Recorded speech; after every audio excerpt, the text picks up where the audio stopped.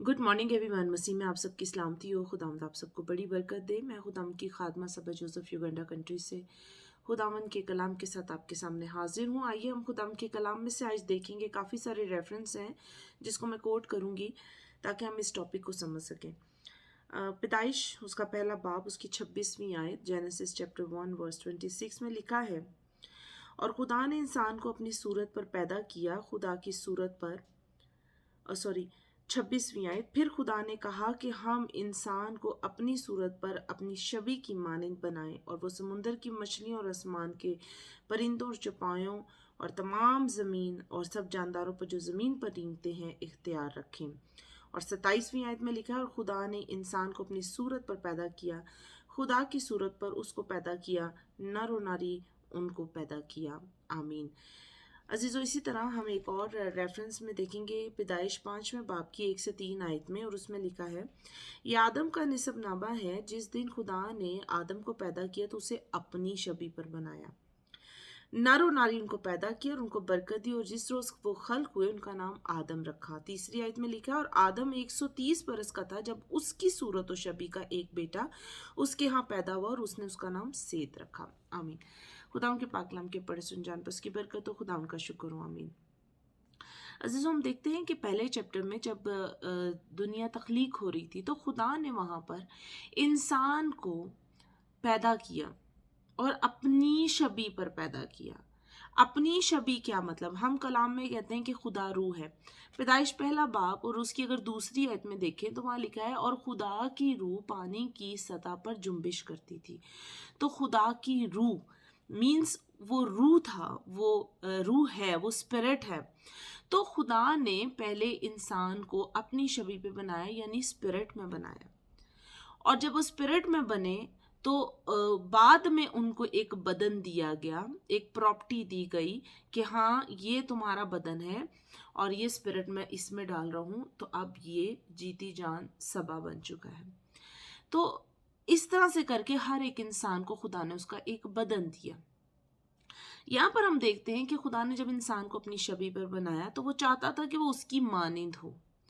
लेकिन हुआ क्या कि जब उसने अपनी मर्जी की, जब उसने ये सोचा कि मैं इस दरख्त का फल खा लेता हूँ, जबकि वो जो दरख्त था उसका फल नेक और बद की पहचान का फल, तो इंसान जब नेकी को भी समझना शुरू हो जाए, जब बदी को भी समझना शुरू हो जाए, तो इसका मतलब है कि उसको पता चल जाएगा कि ये गलत काम है, मुझे ये नहीं करना, तो फिर वो करने की कोशिश करेगा और वो नाकाम होगा और बदी में पड़ जाएगा।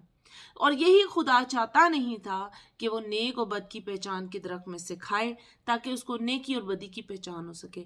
खुदा चाहता था कि मैंने उसको रूह में बनाया है, वो ऐसे ही कायम रहे, हयात के दरख्त में से खाता ताकि हमेशा की जिंदगी पाता और खुदा के साथ मुकम्मल राब्ते में रहता, ताकि मौत कभी उसकी ज़िंदगी में ना आती।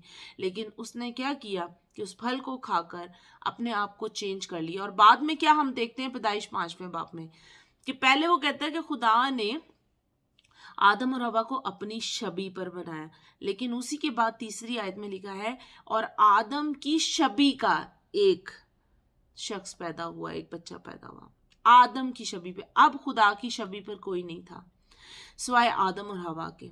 अब खुदा की छवि पर नहीं था बल्कि आदम की छवि पर था, यानी अब उसके जिस्मानी बीज को हम देखते हैं कि वो उसमें पैदा हुआ। अजीजों, जब हम जिस्मानी तौर पे पैदा होते हैं तो फिर हम जिस्मानी रहते हैं। हम आदम से पैदा हुए हैं, हम आदम में ही रहकर जिस्मानी हैं। लेकिन खुदा की प्लानिंग ये थी कि खुदा चाहता था कि अब हमको वो दोबारा से रूहानी पैदा करे, रूहानी बनाए, ताकि हम दोबारा से खुदा के साथ उस राब्ते में कायम हो सकें।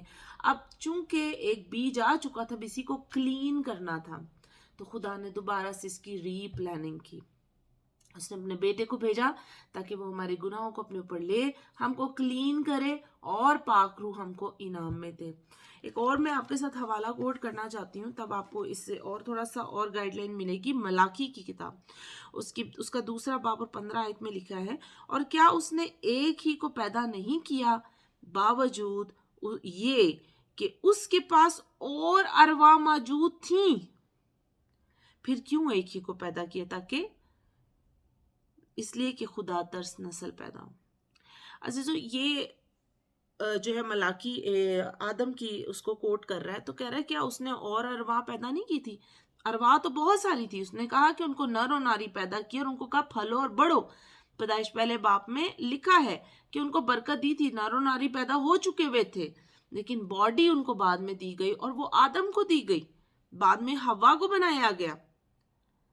تو ارواح اس کے پاس اور بھی موجود تھی. خدا نے انسان کو روحانی طور پہ ہی بنایا تھا، روح میں ہی بنایا تھا، لیکن فرق اتنا تھا کہ اس کے ساتھ مٹی کی ملاوٹ بھی تھی، اس میں مٹی بھی تھی. تو جہاں وہ روح میں تھا وہاں وہ ایک کمزور بدن کا بھی حصہ تھا. تو لیکن چونکہ روح جو تھی وہ پاک تھی، پر اس میں ایک گناہ کا عنصر آ گیا اور اس نے انسان کو خدا سے جدا کر دیا. ایک حوالہ میں آپ کے ساتھ لاسٹ والا پڑھنا چاہوں گی.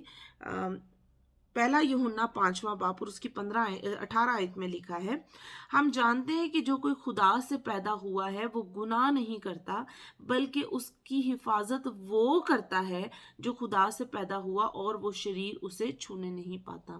آمین. خدا کے پاک کلام کے پڑھے سنجان پر اس کی برکت ہو. خدا کا شکر ہو. عزیزو جب ہم نئے سرے سے پیدا ہو جاتے ہیں، کیونکہ اب وہ ٹائم ختم ہو گیا کہ ہم آدم سے پہلے جب آدم تھا وہاں پر خدا نے اس کو پیدا کیا، وہ پاک تھا، لیکن جب اس نے اس پھل کو کھا لیا تو پھر گناہ اس میں آ گیا. اور ہم دیکھتے ہیں اس کے بعد ہر نسل جو تھی وہ گناہ میں پڑتی گئی اور جب تک مسیح نے آ کے اس کام کو پورا نہیں کیا تب تک ہم روحانی طور پہ نہ رہے.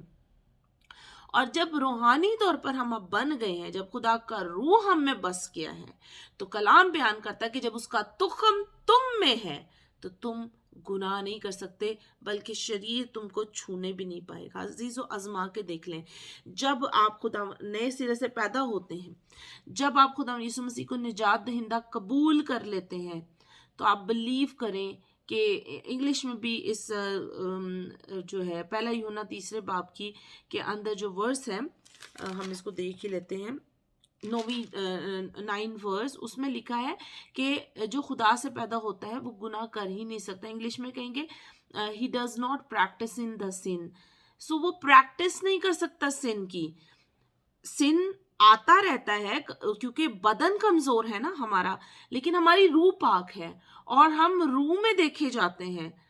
اور جب ہماری روح سیر ہو جاتی ہے، کیونکہ یہ بدن فانی ہے اور ہم نے آسمان پر اٹھائے جانا ہے، تو بدن تو ہمارا یہی رہ جائے گا، لیکن جو روح ہمارے اندر موجود ہوگی وہ ہمیں سن کرنے کی پریکٹس نہیں کرنے دے گا، وہ کوشش نہیں کرنے دے گا کہ ہم غلط کام کریں.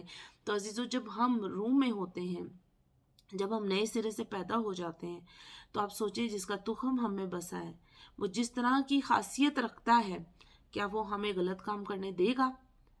بدن کی وجہ سے ہم کمزور ضرور ہو جاتے ہیں اور کبھی کبھار غلط ہو جاتے ہیں، لیکن اس کا یہ مطلب نہیں کہ ہماری پہچان غلط ہو جاتی ہے، بلکہ جو ہم میں بسا ہوا ہوتا ہے وہ ہم پہ مہر کر دیتا ہے. اب یہ روحانی ہے، یہ اب بچائے گئے ہیں، ان پہ مہر ہو چکی، یہ راست باز ہیں اور اب ان کو کوئی جدا نہیں کر سکتا. اب یہ روح کبھی نہیں نکل سکتی. پہلے روح جدا ہو گئی تھی، خدا ان سے جدا ہو گیا تھا کیونکہ اس وقت تک کفارہ نہیں ہوا اور وہ ایک سٹارٹنگ تھا، لیکن خدا نے اس کا ایک پراپر اور مکمل جو ہے ایک طریقہ نکال کر اپنے بیٹے کو بھیج دیا تاکہ ہم نجات پا سکے. میرا ایمان ہے اس کلام کے وسیلہ سے آپ نے ان باتوں کو سمجھا ہوگا. آئیے ہم اپنے سروں کو جھکاتے ہیں. خداوند میں آپ کی شکر گزاری کرتی ہوں اس وقت کے لیے، اس موقع، اس دن کے لیے جو آپ نے بخشا خداوند، اس کلام کے لیے جو آپ نے ہماری زندگیوں میں لے کر آئے. یہ کلام ہمارے گھروں میں خداوند، ہمارے دلوں میں اور ہمارے گھروں میں خداوند سکونت کرے اور اثر کرے. خداوند التجا اور منت کرتی ہوں ایک ایک جان جو اس ویڈیو کو دیکھ رہی ہے، آڈیو کو سن رہی ہے، ان کو بڑی برکت دے کے وہ اس کلام کے وسیلہ سے برکت پائیں اور اپنی زندگی کو تبدیل کریں، ہمیں پہچان دے. یہ سب کچھ مانگتی پا لیتی ہوں یسوع کے نام سے، سنو قبول فرما. آمین. God bless you.